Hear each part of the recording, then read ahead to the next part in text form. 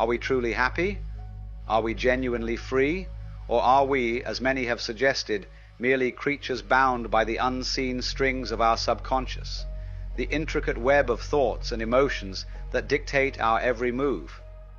The Buddha spoke of the 5 aggregates as the components of human existence: form, sensation, perception, mental formations, and consciousness, and how they tether us to suffering and illusion.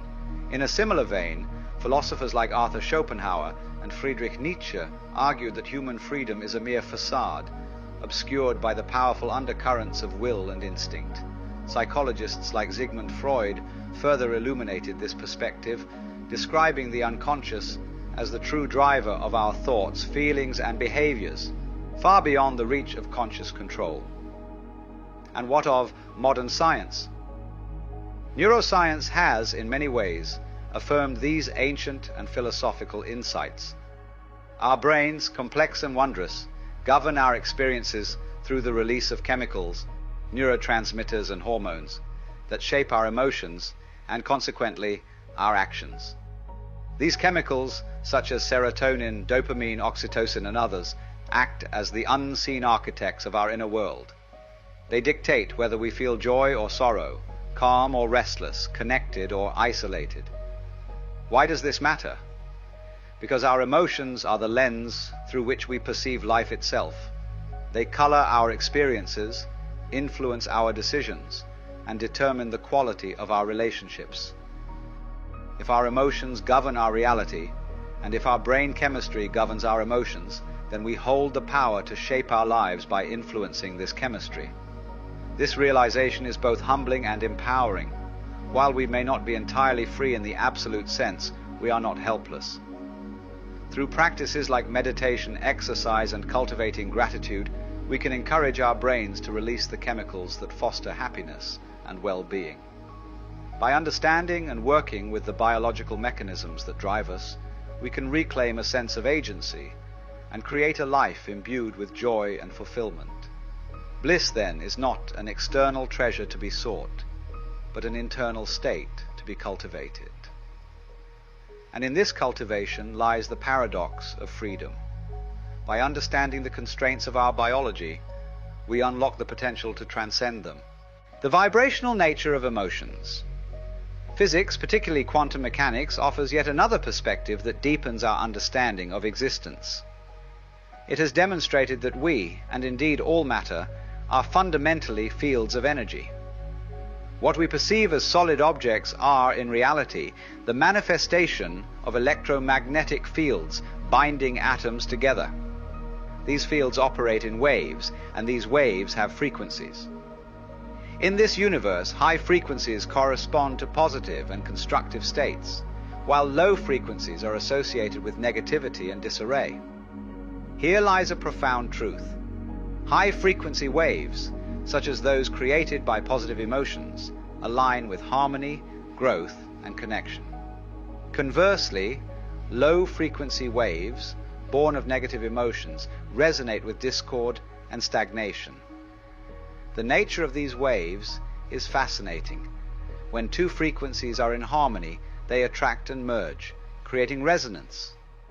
This principle of attraction applies not only to living beings, but also to inanimate objects, which possess their own intrinsic frequencies. What sets humanity apart is our ability to alter our frequencies. Unlike static objects, humans possess emotions, and emotions can shift our energetic states. Emotions are the product of the interplay between our subconscious, conscious thoughts, and external stimuli. This dynamic interplay allows us to adjust our frequencies by cultivating positive emotions and releasing negative ones. It is an awe-inspiring ability, one that empowers us to influence not only our internal states, but also the world around us.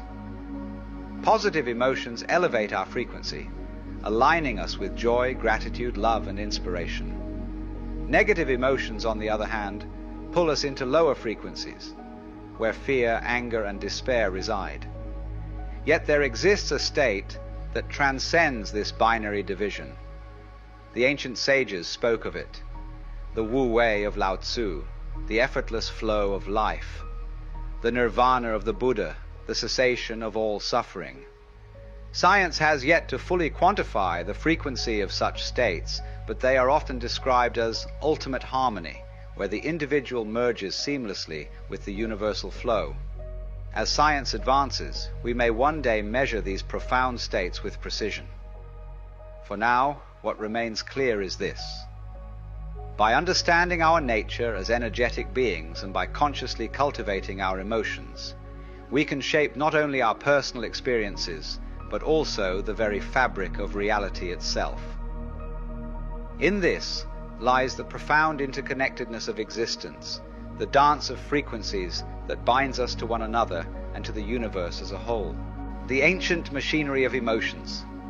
Emotions, those seemingly ephemeral forces, are in fact deeply rooted in the intricate dance of neurochemicals in our brains. When we feel joy, gratitude, or love, our bodies release serotonin, dopamine, oxytocin, and endorphins, substances that elevate our spirit, energize our being, and open us to the fullness of life. Conversely, emotions like anger, fear, or despair summon the likes of cortisol and adrenaline, which tighten our chests, sharpen our senses, and prepare us for a fight or flight. But why, you might ask, are we wired this way? To understand, we must step back into the world of our ancient ancestors, where survival was the daily game and these chemicals were the players. The role of negative emotions in survival. In those primordial times, danger lurked everywhere, in the rustle of grass that could conceal a predator, in the shadow cast by hunger, or in the threat posed by rival tribes. Negative emotions, though uncomfortable, were indispensable. The release of cortisol and adrenaline was not a curse but a gift, sharpening the mind and body to face immediate threats. They heightened awareness, quickened the pulse, and focused every ounce of energy on survival. Without these reactions, humanity would not have endured. The role of positive emotions in building civilization. Yet survival alone is not enough. A species that merely survives stagnates. One that thrives builds civilizations. Positive emotions became the glue of human connection. Dopamine and serotonin rewarded achievement, from the successful hunt to the gathering of the tribe. Oxytocin, the so-called love hormone, bound us together, fostering trust, cooperation, and the formation of societies.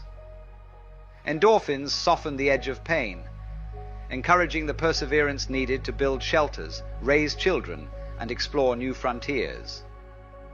These chemicals were, and still are, the architects of humanity's greatest triumph, the creation of a shared world. It was this capacity for connection, for trust, and for collective effort that allowed us to rise as masters of this earth. A new world, an outdated system.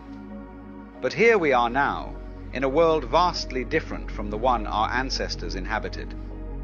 The threats of old, predators, famine, and immediate physical danger, have been replaced by subtler, more pervasive pressures. Deadlines, societal expectations, financial worries, and the constant hum of digital connectivity. The system that once saved us now struggles to adapt. Stress hormones are triggered not by life-threatening dangers, but by a late-night email or a passing comment. Dopamine, once a reward for genuine achievements, is hijacked by the instant gratification of social media likes and junk food. Oxytocin, which once thrived in face-to-face bonds, now withers in the realm of superficial virtual connections. This disconnect creates a kind of existential friction, as if the ancient machinery of our emotions is out of tune with the symphony of modern life. The paradox of progress. What we face is a paradox. While we have advanced technologically, our emotional systems remain rooted in the primal. We are beings of the past, navigating a present that demands more subtlety, more nuance, and more awareness than ever before. Our ancient emotional system is not inherently flawed. It was, and still is, brilliant in its design. But to live harmoniously in this modern world, we must become conscious participants in its operation. Embracing the present with awareness. What does this mean for us? It means realizing that stress, fear, and anger are not enemies but signals, a call to reassess, recalibrate, and respond with wisdom rather than instinct.